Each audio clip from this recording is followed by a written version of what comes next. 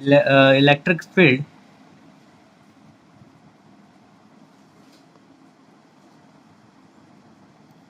due to the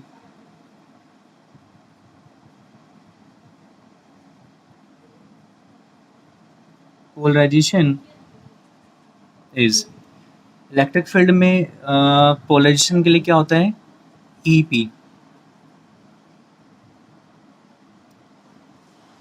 the electric field due to the polarization is EP और EP को हम क्या लिख सकते हैं इलेक्ट्रिक फील्ड को सिग्मा अपॉन एप्सिलॉन नॉट क्योंकि ये पोलराइजेशन की वजह से हो रहा है तो हम यहाँ पे जो सरफेस चार्ज डेंसिटी है उसको पोलराइजेशन के थ्रू कर रहे हैं ठीक है और क्या मैं इसे लिख सकता हूँ is equal to capital P upon epsilon naught capital P क्या है यहाँ पे वेयर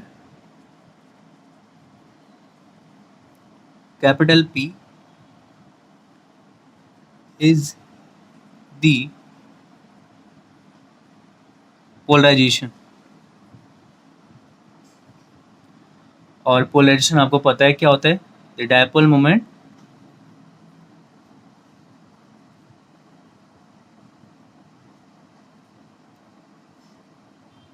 पर unit volume the dipole moment per unit volume अभी ये पता लग जाएगा कि ये पी कैसे आया पी क्यों क्योंकि हम सरफेस चार्ज डेंसिटी की बात कर रहे हैं और डेंसिटी क्या होता है वही dipole moment per unit volume तो हम यहाँ पे पोलराइजेशन को कह रहे हैं तो हम इस डेंसिटी को पी फॉर्म में लिख सकते हैं तो आपको पता है कि जो इलेक्ट्रिक ये ईपी है electric field due to the polarization वो अपोजिट होता है किसके पोलराइजेशन वेक्टर के तो as the direction of the direction of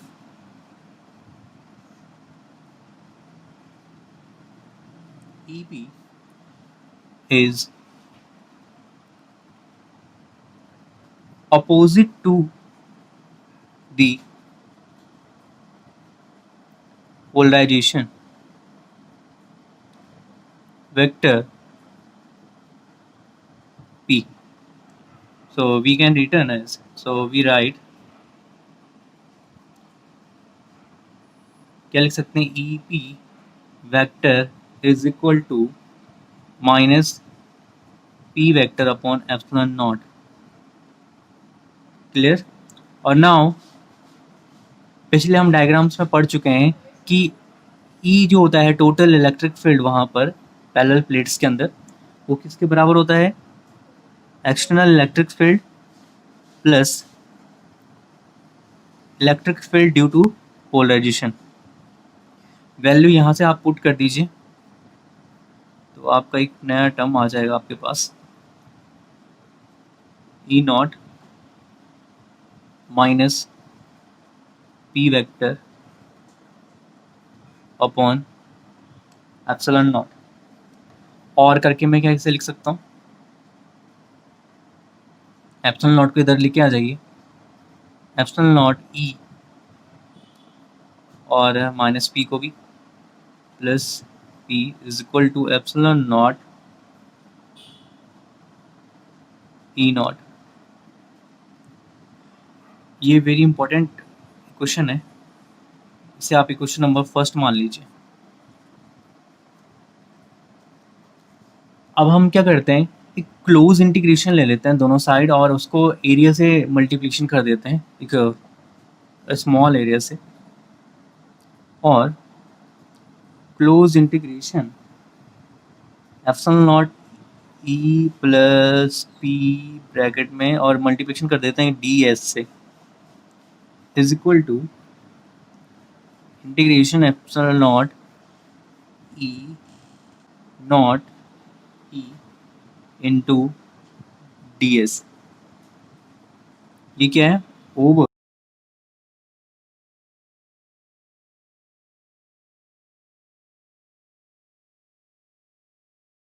surface.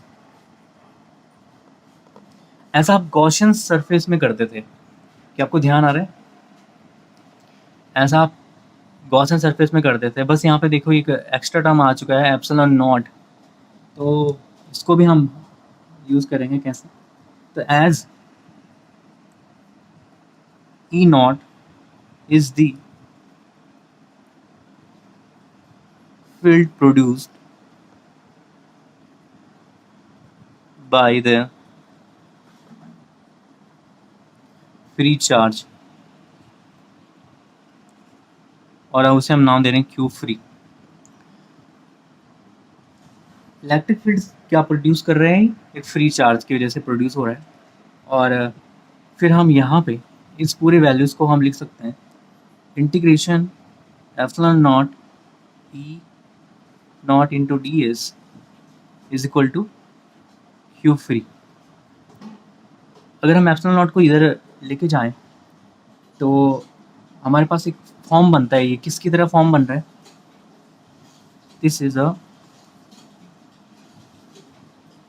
From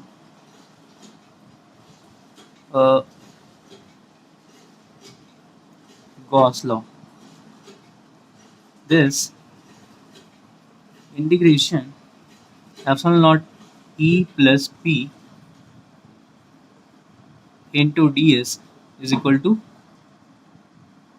Q3। ये एक अनदर फॉर्म है गॉस लॉ का।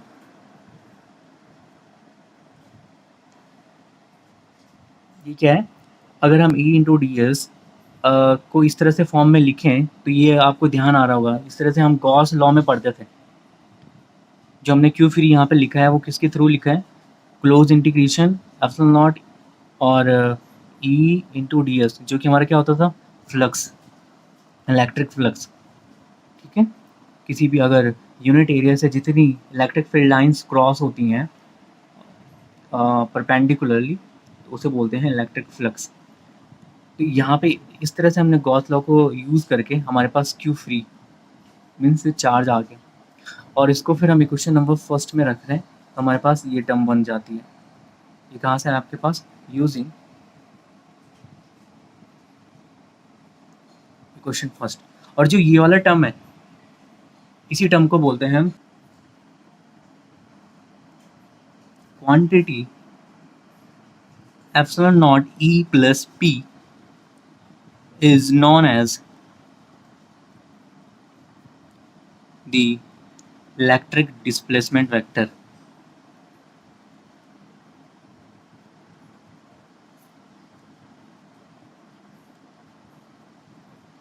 वेक्टर कैपिटल D, ये वाला जो टर्म है। आगे जब आप EMW पढ़ेंगे, इलेक्ट्रोमैग्नेटिक वेव, तो वहाँ पे मैक्सवेल्स इक्वेशंस आती हैं। तो मैक्सवेल ने अपने एप्लीकेशंस में और अपने जो भी डिस्कवरी करी थी उसमें 4 इक्वेशंस में, तो ये मैक्सवेल की इक्वेशंस को फॉलो करता है। तो गॉस लॉ को यूज़ करके हम इस तरह से डिस्प्लेसमेंट वेक्टर निकालते हैं, इलेक्ट्रिक डिस्प्लेसमेंट वेक्टर। ठीक है, तो ध्यान आया कैसे? एक बार फिर से एक बार बात करते हैं कि क्या क्या हमने फाइंड करा डिस्प्लेसमेंट वेक्टर्स के लिए। वेरी इंपॉर्टेंट है ये, इसके थ्रू हम अभी ससेप्टिबिलिटी, जो हमारे पास पोलराइजेशन का फॉर्मूला आया था पिछले वाले टर्न में, P इज इक्वल टू काई ई, तो वहाँ पे दोनों के पीछे रिलेशंस भी फाइंड करेंगे। अच्छा एक मिनट, हाँ मैं नीचे कर रहा हूँ। तो इलेक्ट्रिक फील्ड्स क्या होता है पोलराइजेशन के लिए? EP, और ये तो आपको पता ही है sigma upon epsilon not. Sigma P से डिटरमाइन करा है हमने सरफेस चार्ज डेंसिटी को P भी लिख सकते हैं, और P क्या है यहाँ पे? Polarization, the dipole moment per unit volume. और अगर हमारे पास कुछ भी क्वांटिटी होती है पर यूनिट वॉल्यूम, वो कहलाती है डेंसिटी। तो P वही चीज़ है, तो इसलिए हम सिग्मा P को P कैपिटल P लिख सकते हैं। As the direction of EP is opposite to the polarization vector PP। तो ये आपने देख चुके थे डायग्राम्स में, जब हमने क्या बनाया था, पैरेलल प्लेट्स बनाई थी और उसमें एक्सटर्नल इलेक्ट्रिक फील्ड लगाया था। तो EP की जो डायरेक्शन थी वो अपोजिट डायरेक्शन में थी। ठीक है, और वो क्या होता था? Total resultant electric field E not plus E P की वैल्यू पुट करी और हमारे पास ये टर्म आ गया। फिर हमने क्लोज इंटीग्रेशन लिया क्योंकि हमारे पास एरिया भी है और इस तरह से एक सरफेस बन रहा है क्योंकि डिस्प्लेसमेंट हो रहा है इलेक्ट्रिक फील्ड लाइंस का। तो गॉस लॉ को यूज़ करके हमारे पास एक टर्म्स आती है integration, close integration epsilon not E plus P into D S equal to Q free, और यही टर्म कहलाती है डिस्प्लेसमेंट वेक्टर। क्लियर? हाँ, आप रमन बोल रहे थे कि स्लाइड थोड़ा सा नीचे कर दो।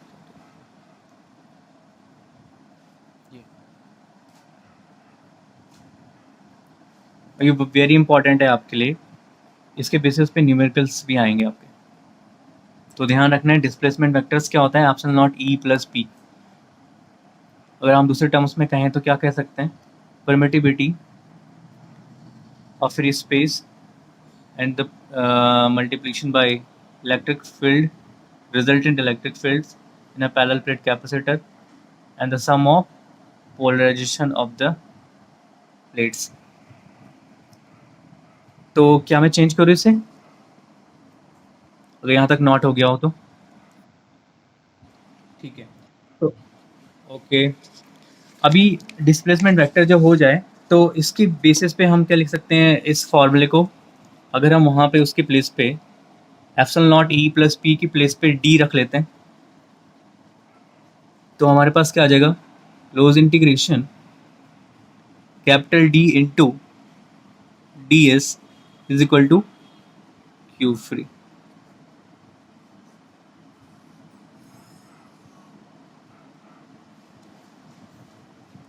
तो ये है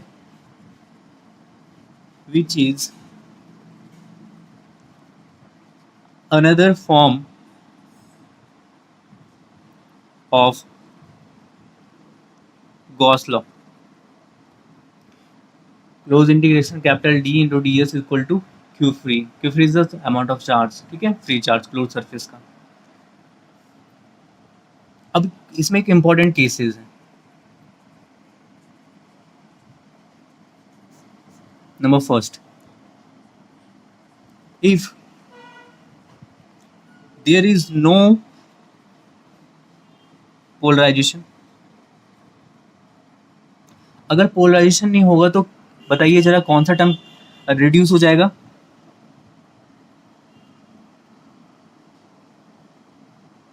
अगर पोलराइजेशन नहीं होगा तो हम डी को क्या लिख सकते हैं, डिस्प्लेसमेंट वेक्टर को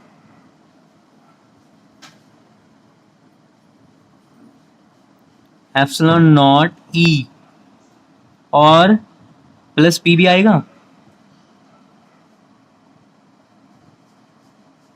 एनीबडी, प्लस पी आएगा या नहीं आएगा? अरे पोलराइजेशन नहीं है तो पी क्या हो जाएगा यहाँ पे, जीरो। तो आपके पास सिर्फ यही टर्म्स आएगा। तो अगर कहीं पर पूछा है कि if polarization, if there is no polarization तो डिस्प्लेसमेंट वेक्टर बताइए, तो डी इज इक्वल टू हो जाएगा एप्सिलॉन नॉट ई। ठीक है, और इसका दूसरा केस है, उसको हम एक क्वेश्चंस की फॉर्म में लिख रहे हैं।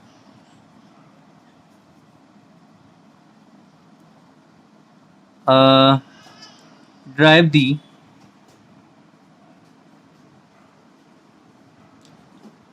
relation between chi e and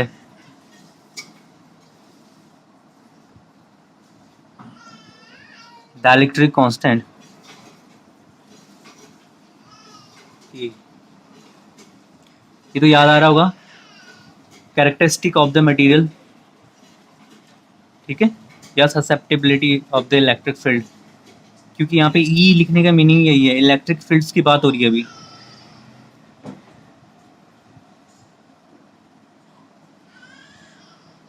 तो फाइंड करते हैं इसका solution.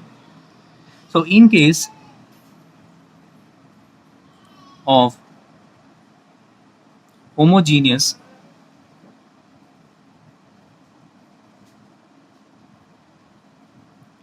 in case of homogeneous and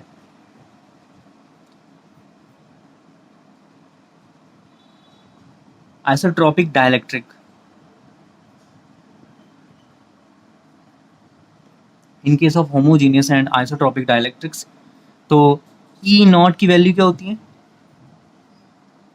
E not is action electric field के ई, ठीक है। डाइलेक्ट्रिक्स कॉन्स्टेंट्स का मल्टीप्लिकेशन हो जाता है इलेक्ट्रिक फील्ड के साथ, और कैपिटल डी को क्या लिख सकते हैं हम फिर? एप्सिलॉन नॉट के ई, जैसे कि दिख ही रहा है, बस ऐड क्या हो रहा है? होमोजेनस और आइसोट्रॉपिक डाइलेक्ट्रिक्स है। आइसोट्रॉपिक का मीनिंग हम पहले बता चुके हैं, होमोजेनस भी क्या होता है? एक जैसा। आइसोट्रॉपिक हर एक पॉइंट्स पे क्या होगी? उसकी वैल्यू सेम होगी। तो यूज़ करते हैं इक्वेशन फर्स्ट को, जो अभी पहले आ चुकी है, तो मैं यहाँ पे सीधे डायरेक्ट लिख रहा हूँ क्योंकि पिछले वाले पेज को फिर से ओपन करना पड़ेगा। Epsilon not E plus P is equal to क्या होता है? डी। डी की वैल्यू आप यहाँ ऊपर से पुट कर दीजिए। इक्वेशन नंबर आप इससे मान लीजिए first, second, third. So using question second, तो epsilon not E plus P is equal to आपके पास क्या आ जाएगा? एप्सिलॉन नॉट के ई। इन वाले टर्म्स को एक साथ ले लीजिए तो आपके पास कैपिटल पी की एक वैल्यू आ जाएगी। वो वैल्यू क्या आएगी? Epsilon not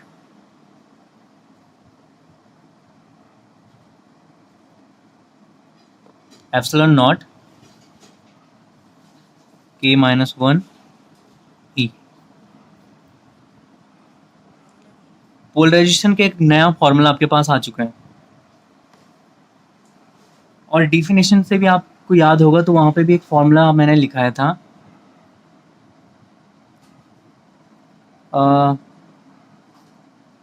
from definition P is equal to chi E। सो इन दोनों इक्वेशंस को आप कंपेयर कर दीजिए।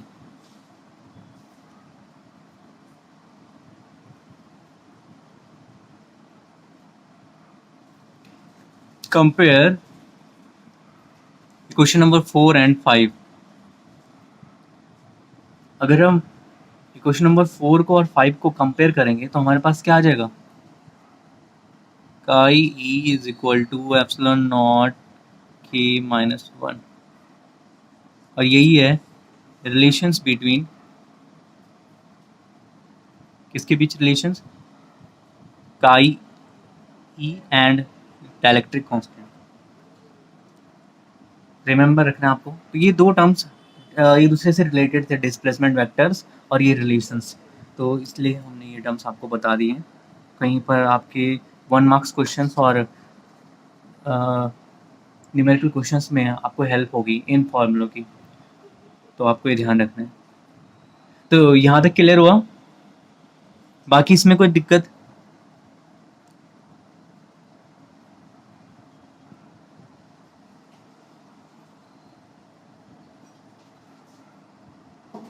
ठीक है, किसी का कोई कमेंट भी नहीं आया, तो आगे बढ़ें। ठीक है, तो ये दोनों टर्म्स आपको ध्यान रखनी है, डिस्प्लेसमेंट वेक्टर और इनके बीच रिलेशंस। तो अभी आता है एक नया टर्म्स और एक नया क्वेश्चंस, नया टॉपिक, जो कि आपके एनसीईआरटी का एक नया आगे टॉपिक है, वो है कॉम्बिनेशंस। तो उसको हम एक टर्म्स में क्वेश्चंस में लिख रहे हैं, जिस तरह से क्वेश्चंस कई पिछले सालों से पूछा जा रहा है बोर्ड एग्जाम्स में। What do you mean bye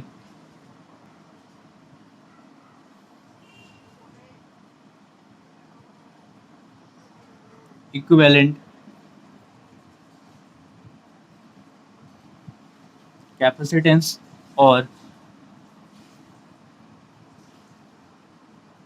effective capacitance?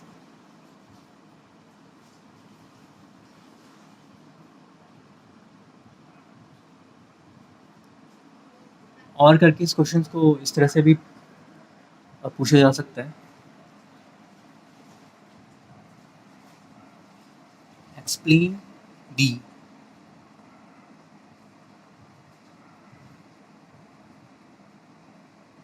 combination of capacitance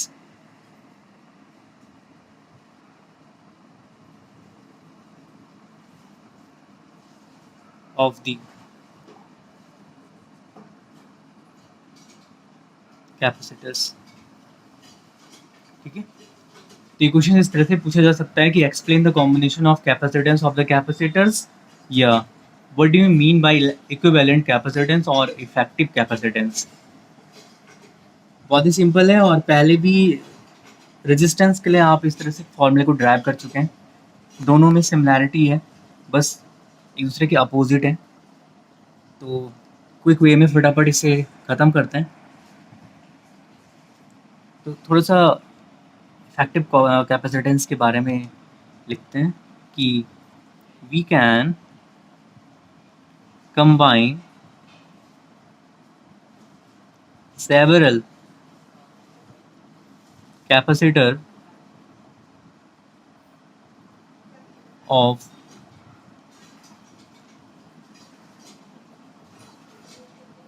capacitance C1, C2, dash dash dash Cn to obtain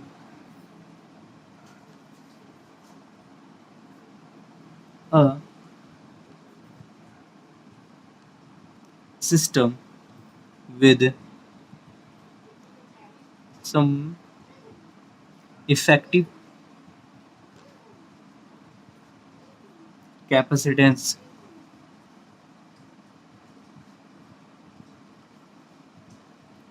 capital C। तो अगर हमारे पास किसी सिस्टम्स में बहुत सारे एक से ज़्यादा मीन्स एन कैपेसिटर्स हैं, तो उनको कंबाइन करना और लास्ट में उनका एक इफेक्टिव, या लास्ट में उनका रिजल्टेंट कैपेसिटेंस जो आता है उसे कहते हैं इफेक्टिव कैपेसिटेंस। और इस इनको फाइंड करने की हमारे पास दो कॉम्बिनेशन है, सीरीज और पैरेलल कॉम्बिनेशन। तो सबसे पहले हम बात करने वाले हैं, थोड़ा सा लिख लेते हैं कि to special method of combination are frequently used, one known as, सबसे पहला कौन सा कॉम्बिनेशन होगा, series combination, series combination, and the other as parallel combination, other as parallel combination। तो हमारे पास दो कॉम्बिनेशन है, series combination and parallel combination. तो सबसे पहले हम बात करने वाले हैं सीरीज कॉम्बिनेशंस की। सीरीज रेजिस्टेंस में भी पढ़ा था सीरीज, हाँ ना बोलो, सीरीज कॉम्बिनेशन, ठीक है। तो सीरीज कॉम्बिनेशन, अगर सारे कैपेसिटेंस, हम फिलहाल तो यहाँ पे दो या तीन कैपेसिटेंस की बात करेंगे, ठीक है। तो दो या तीन कैपेसिटर्स की बना लेता हूँ मैं।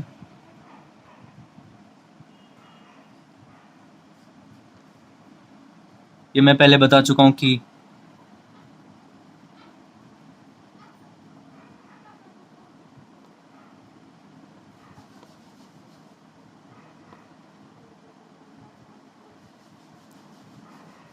और इन्हें हम कनेक्ट कर देते हैं किससे,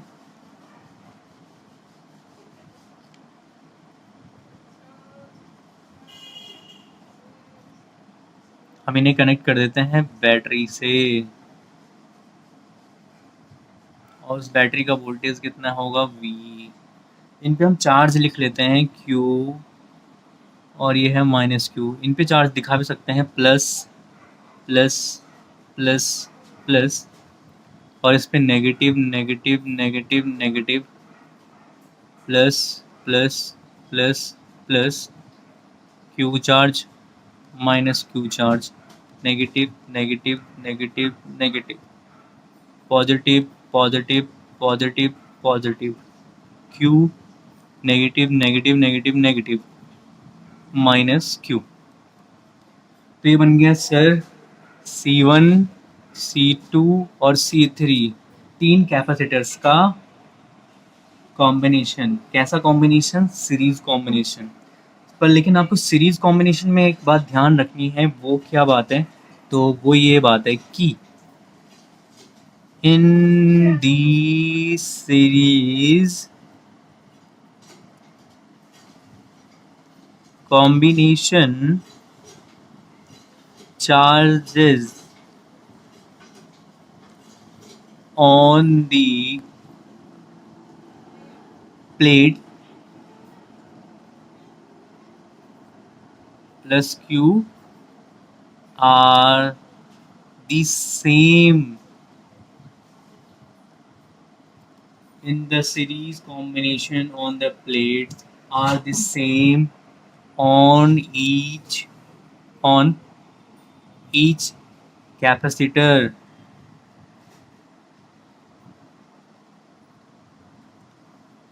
सीरीज कॉम्बिनेशन में चार्ज सेम रहेगा, लेकिन पोटेंशियल डिफरेंस V डिफरेंट रहेगा। सीरीज कॉम्बिनेशन में चार्ज क्या रहेंगे? सेम, और पोटेंशियल डिफरेंस क्या रहेगा? क्या रहेगा? क्या रहेगा? बिल्कुल डिफरेंट होगा। तो क्या आगे बढ़े? तो वो टोटल जो पोटेंशियल होगा तो उसको हम लिख सकते हैं दी, जो पोटेंशियल ड्रॉप होगा, दी total potential drop across the combination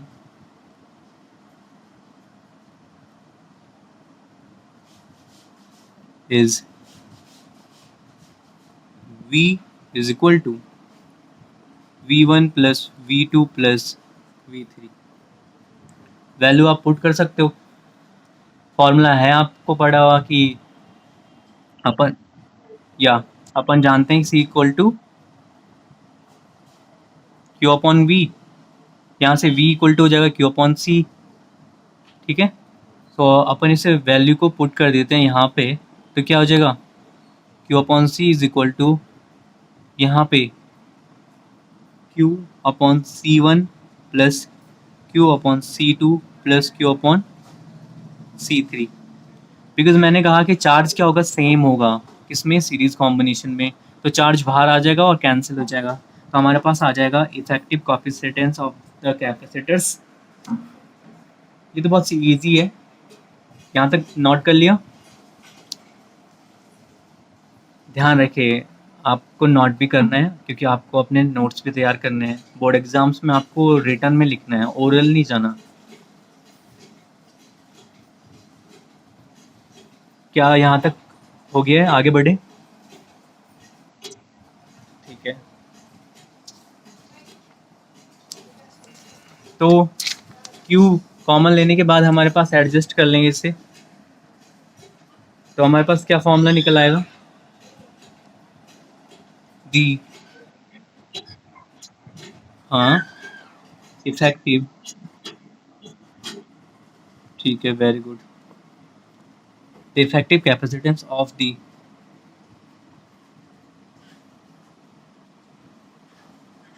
combination is, क्या हो जाएगा? 1/c is equal to 1/c1 plus 1/c2 plus 1/c3। यह आपका आ गया सीरीज कॉम्बिनेशन। और इसका जनरल फॉर्मूला क्या हो जाएगा? जनरल फॉर्मूले का मीनिंग है कि 3 से ज़्यादा कैपेसिटर अगर ऐड क्या है जुड़े हुए हैं किसी भी सर्किट में, तो 1/c is equal to 1/c1 plus 1/c2 plus 1/c3 1/cn। n की वैल्यू चेंज होती रहेगी। ये जनरल फॉर्मूला है, ठीक है। तो सीरीज कॉम्बिनेशन खत्म होता है यहाँ पे। एक न्यूमेरिकल क्वेश्चन देते हैं तुम्हें, क्या तुम्हें समझ में आया कि नहीं आया? Series combination, calculate the charge on each capacitor, calculate the charge on each capacitor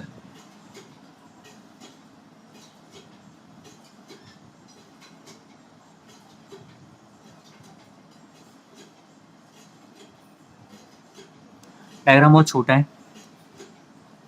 10 microfarad, इस कैपेसिटेंस की वैल्यू है 20 माइक्रोफैरड, और ये बैटरी है, ये है 30 वोल्ट की। आपको कैलकुलेट क्या करना है? Charge on each capacitor. तो सबसे पहले आप क्या फाइंड करोगे? हैं प्यारे बच्चों, आप सबसे पहले क्या फाइंड करेंगे? आप मुझे बताइए। टोटल, हाँ, इफेक्टिव कैपेसिटेंस बोलेंगे जिसके। तो आप इक्विवेलेंट कैपेसिटेंस फाइंड करिए जरा, कितना आएगा? तो आपको पहले पता है ये दो कैपेसिटर किस में आप ज्वाइन करोगे, किस में ज्वाइन है ये? सीरीज में। तो ठीक है, तो लिख लेते हैं the two capacitors are joined in series. So their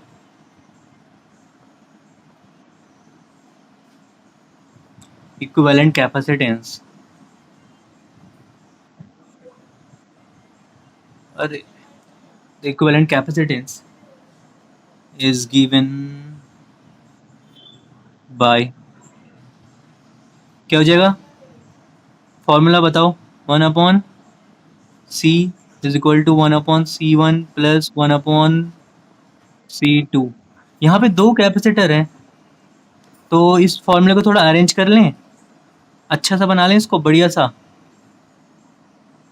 एकदम मज़ेदार। तो देखो जरा, c is equal to c1 c2/c1 plus c2, ये बन गया अच्छा सा। इसका मीनिंग ये है कि अगर कहीं पर आपके पास सिर्फ दो कैपेसिटर हैं, तो आपको इतना बड़ा फॉर्मूला यूज़ नहीं करना है कि 1/c equal to 1/c1 plus 1/c2 plus 1/c3। आप डायरेक्ट फटाफट से c is equal to c1 c2/c1 plus c2, ये याद रखिए।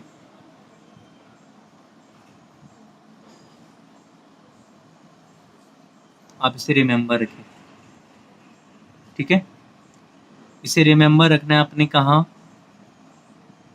दिमाग में, फोटोन की तरह। तो वैल्यू रख लेते हैं, क्या हो जाएगा? c is equal to c1 की वैल्यू 10 माइक्रोफैरड और 20 माइक्रोफैरड। 10 प्लस 20 कितना हो जाएगा?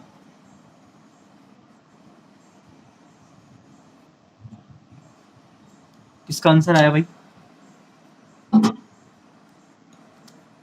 आंसर बताओ, आंसर। 20/3 माइक्रोफैरड, या आया सी, या आया आपका सी। इक्विवेलेंट कैपेसिटेंस आ चुका है सी।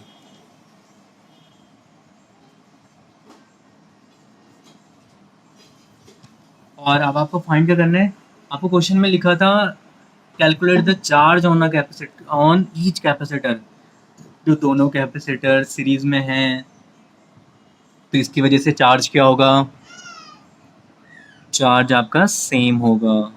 तो आप सीधे डायरेक्ट लिख लीजिए, द चार्ज सप्लाइड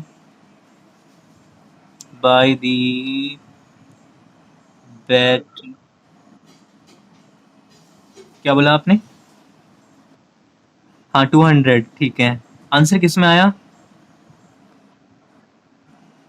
कूलाम में तो नहीं आना था, कूलाम में नहीं आना था प्यारे बच्चों। C is equal to Q upon V, formula आपको पता है। आपको क्यू फाइंड करना है तो Q equal to C V. C की वैल्यू 20/3, वी की वैल्यू 30। तो Q is equal to 20/3 multiply 30 is equal to 200 micro coulomb. Micro coulomb बोला किसी ने? देखते हैं। अरे नहीं, किसी का कमेंट नहीं आया है। बोला था माइक्रो कूलाम, क्योंकि आपका कैपेसिटेंस देखो ना माइक्रो फैरेड में है, तो आपका कूलाम भी क्या आएगा? माइक्रो कूलाम में ही आएगा। तो ये कोई इजी क्वेश्चन था। किसी को कोई प्रॉब्लम? अगर मैं फिर से एक बार रिपीट करता हूँ इसको कि क्या क्या क्वेश्चन में पूछा था और कैसे करना था, तो प्लीज़ एक बार फिर से ध्यान से देखिए। हाँ जी। हाँ हाँ हाँ।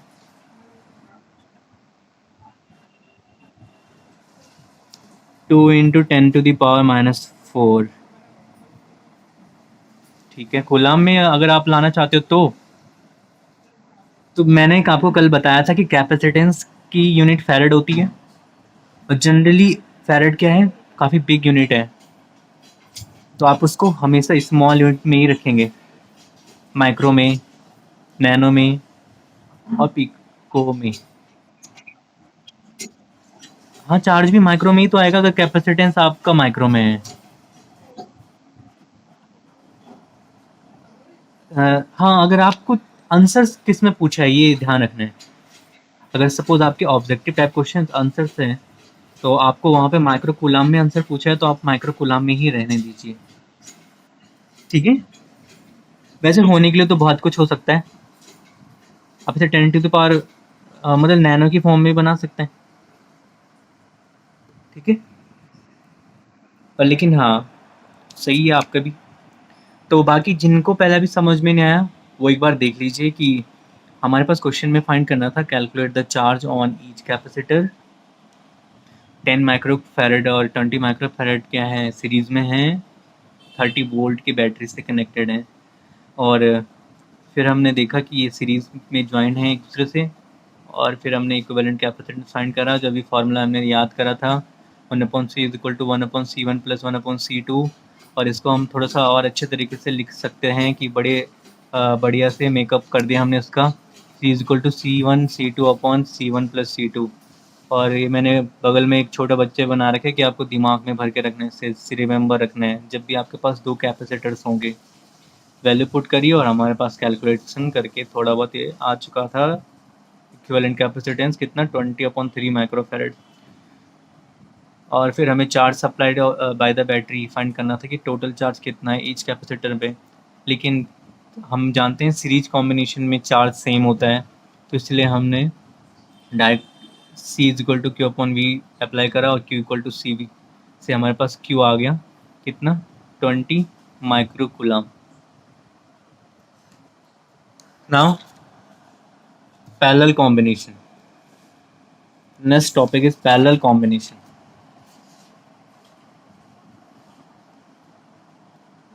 तो आपको पैरेलल कॉम्बिनेशन बताते हैं।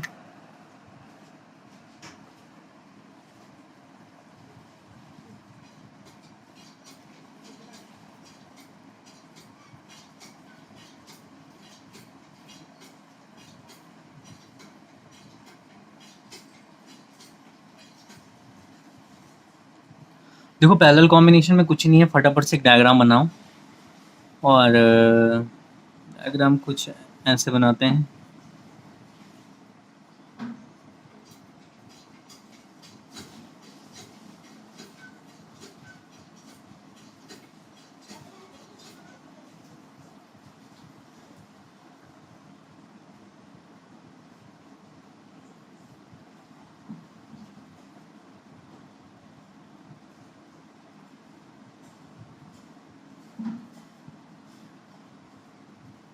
और यहाँ पे आप क्यू चार्ज रखना, माइनस क्यू रखना। यहाँ पे मैं पॉजिटिव नेगेटिव नहीं बना रहा हूँ, ठीक है। आपको समझ में आ रहा है ना कि ये स्पेस खाली है तब भी ये एड अप हैं एक दूसरे से, किसकी वजह से ये प्लस और पॉजिटिव और नेगेटिव चार्जेस आ रहे थे इस प्लेट्स में, ये वाला, ये देख रहे हो ना, इसके आगे पीछे कुछ नहीं है, कनेक्टेड नहीं है, लेकिन तब भी इसमें नेगेटिव चार्ज है, इसमें पॉजिटिव चार्ज है प्लेट में। क्या कोई बताएगा कि ऐसा क्यों हुआ था?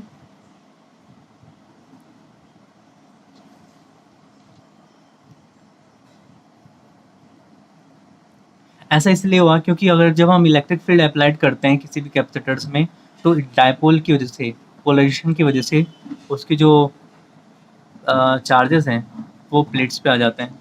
एक में पॉजिटिव प्लेट, एक कंडक्टिंग प्लेट्स में पॉजिटिव चार्ज और दूसरे में नेगेटिव चार्ज। तो ये इलेक्ट्रिक फील्ड की वजह से हुआ है। तो पैरेलल कॉम्बिनेशन में आपने लिख लिया, और ये है वोल्टेज V। और इस केस में क्या होगा?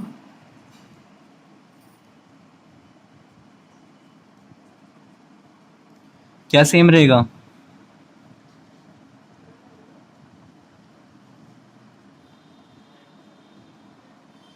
क्या सेम रहेगा?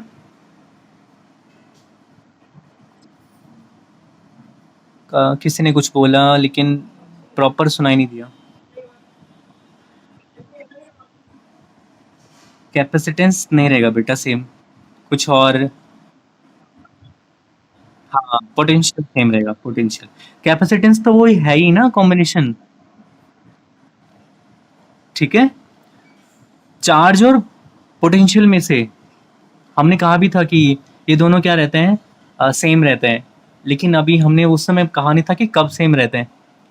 तो ये कॉम्बिनेशंस में सेम रहते हैं, सी इंडिपेंडेंट होता है इनके। तो the same potential difference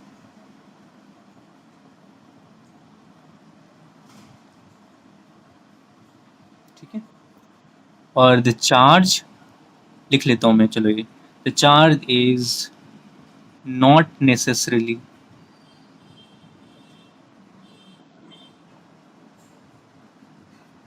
the same.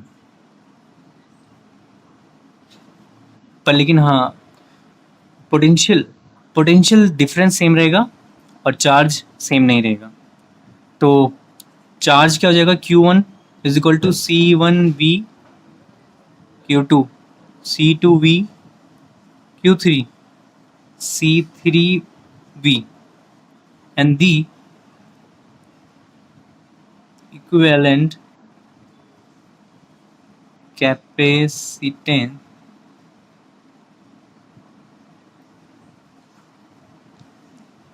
is one with charge। क्या हो जाएगा? Q is equal to Q1 plus Q2 plus Q3। Same, बिल्कुल डिक्टो है, सीरीज की तरह ही। वहाँ पे पोटेंशियल को हमने ऐड अप कर दिया था, टोटल पोटेंशियल डिफरेंस फाइंड करा था। यहाँ पे चार्ज सेम नहीं है, इसलिए तो Q equal to Q1 plus Q2। हाँ, ये रखा तो है यहाँ पे, ठीक है। और Q इक्वल टू CV रख लो, C1V रख लो, C2V रख लो, C3V रख लो, और कुछ भी मिल रहा है तो वो भी रख लो। V कॉमन ले लो और C इज इक्वल टू क्या आ जाएगा? C1 plus C2 plus C3।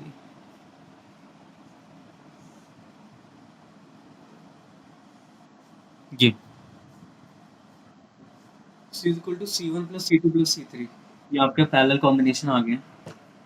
तो फटाफट से ब्रीफ में एक छोटा सा डिफरेंस मैं लिखवा देता हूँ आपको, कि आपको ये ध्यान रखना है। क्या है ये नोट में? एक तरफ मैं लिख रहा हूँ सीरीज कॉम्बिनेशन, एक तरफ लिख रहा हूँ पैरेलल।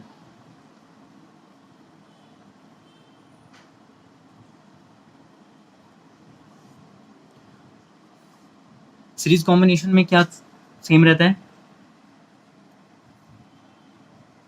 Charge same. और इसमें charge is not same.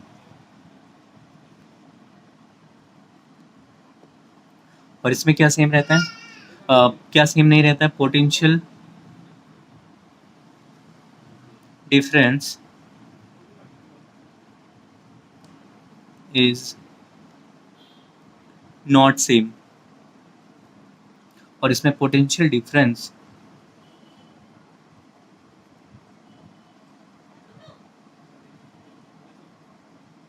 Is same. और इसका इक्विवेलेंट कैपेसिटेंस कितना होता है इनका?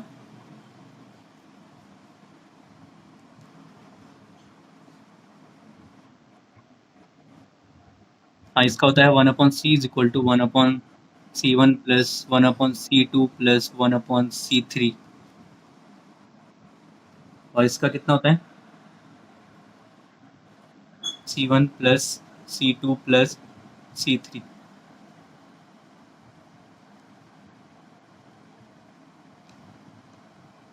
ठीक है, तो ये दोनों कॉम्बिनेशन आपके आ गए। एक न्यूमेरिकल क्वेश्चन देख लेते हैं, अगर यहाँ तक नॉट हो गया हो तो। ठीक है, आगे बढ़ूँ? ओके ओके, ठीक है।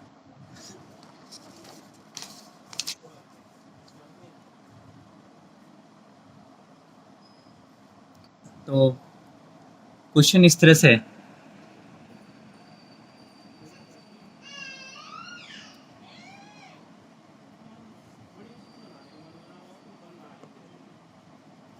ये आपके पास दो कैपेसिटर्स हैं, वो पैरेलल में हैं, और एक कैपेसिटर ये है लिखा हुआ सीरीज में।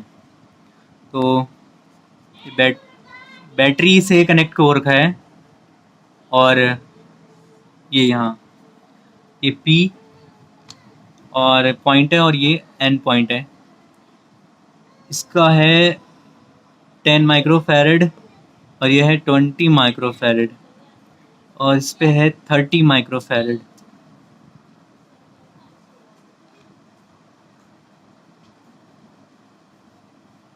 क्लियर?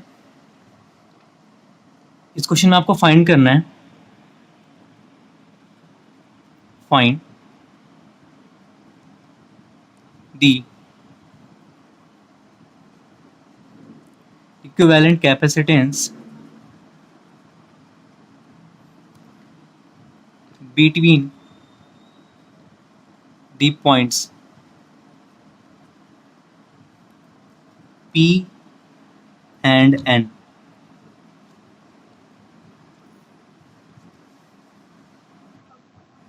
आगे आंसर कितना है? 1/15 क्यों आया? 1/15 नहीं आना था, थोड़ा सा सही करो, कुछ छोटी सी मिस्टेक है।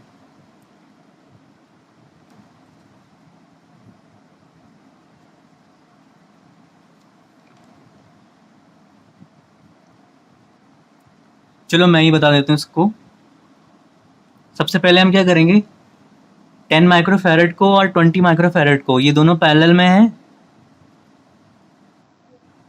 दी 10 microfarad and 20 microfarad capacitors are connected in parallel. Their equivalent capacitance क्या हो जाएगा? C डैश मान ले उसे, 10 microfarad plus 20 microfarad is equal to 30 microfarad. हाँ ठीक है रमन, हाँ ठीक है, 15 microfarad, 15 microfarad is right answer. ठीक है, गुड। और फिर इस डायग्राम को थोड़ा सा ना चेंज कर लेते हैं, क्योंकि आपने इस बॉक्स को सॉल्व कर दिया है। तो क्या चेंज क्या आएगा? ये हो जाएगा, और ये तो था ही पहले से, और ये बैटरी थी।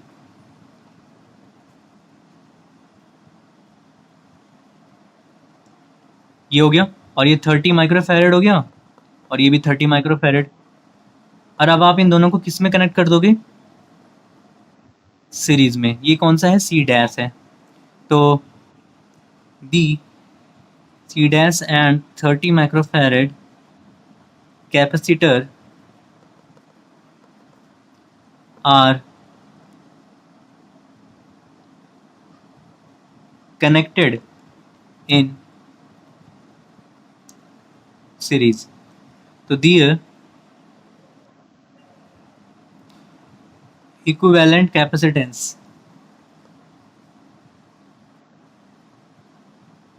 कितना हो जाएगा? 1/c is equal to 1/c dash plus 1/30। C dash की वैल्यू रख लो 1/30 माइक्रोफैरड। ठीक है,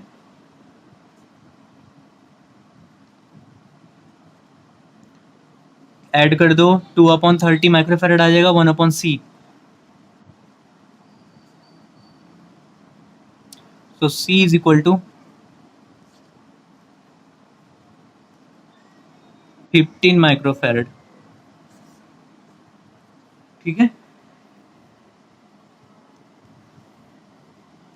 ऐसे आपके बुक्स में, या मैं आपको चलो एक असाइनमेंट दे दूंगा ऐसे क्वेश्चंस का, तो आपको करना है।